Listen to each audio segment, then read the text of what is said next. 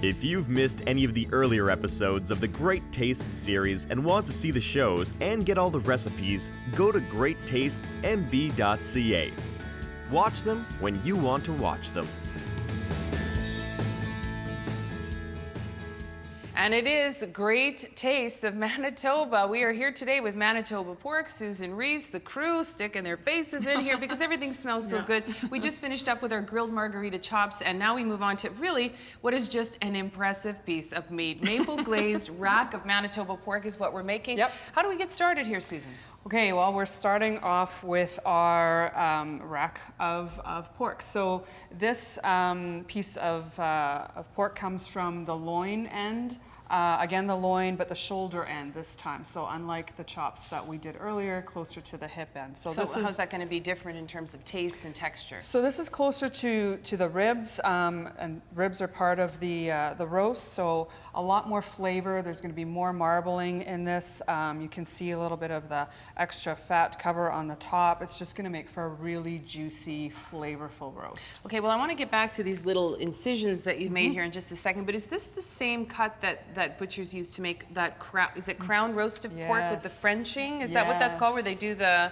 So with the crown, which is the rounded shape, and it actually looks like a crown, it's the same cut of pork, and they just slice a little bit between the bones so that they can make that circular shape. This is the same cut. We've Frenched the bones. This is what you want to ask for when you go to the butcher shop. And what is Frenching the bones? Is that just sort of removing as much fat off the bone? Is that what that is? Okay. Not so much the fat, but usually there's extra meat that's on the bone. So just to make it look a little bit more impressive and elegant, you can ask for the bones to be Frenched, and it just means taking the meat off the bone. So it doesn't cost you any extra for that either. Okay, and as far as serving, like if you've got, say, 8 people coming, like how many people will a roast of this size feed? A general sort of rule is to buy a roast with the right number of bones for the right number of people that you're serving. So it's an easy way rather than worrying about how many pounds it is or whatever.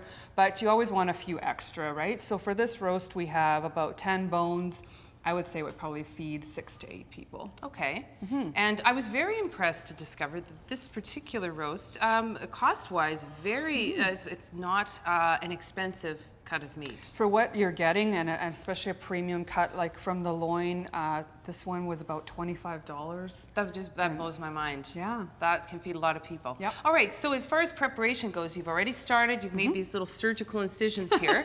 So not quite surgery, I wouldn't be good at that. Well, but and you actually are putting something inside each of those little cuts, right? Yeah, so we've just made some slits, and I'm just gonna show how to make a few more.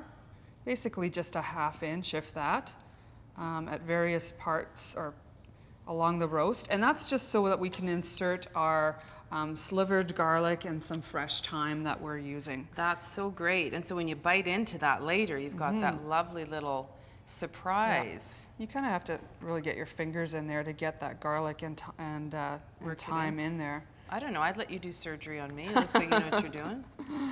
I won't tell you that I pass out if that would happen. Okay, maybe not. I take it back.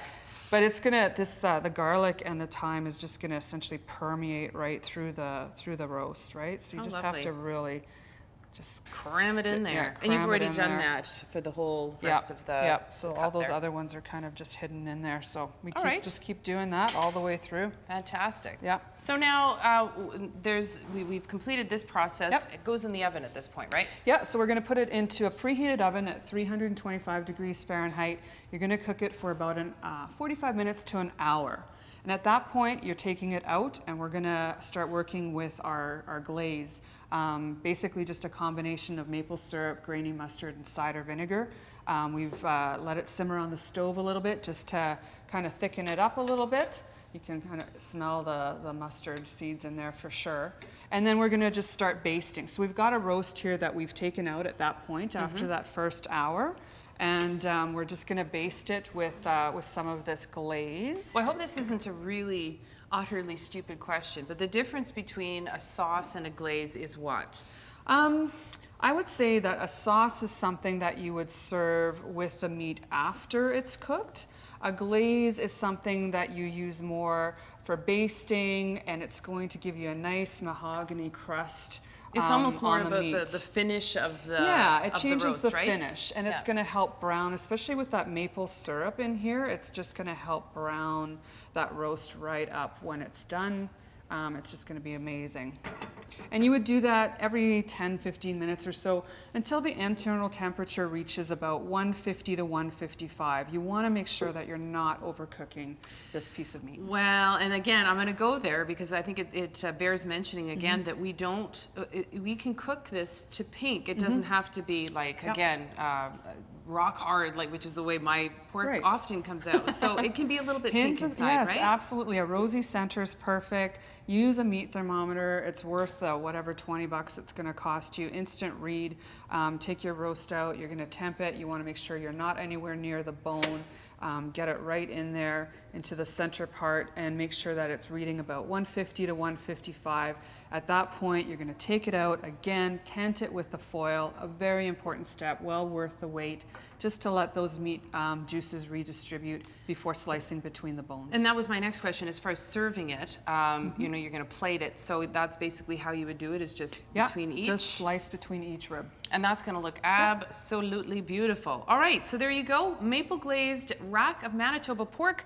And when we come back, Ben Rush, we'll see what he's put together for us. Yeah, yay indeed. We always love seeing Ben, so we'll check in with him when we come back on Great Tastes of Manitoba. You're watching Great Tastes of Manitoba, brought to you in part by GreatTastesMB.ca.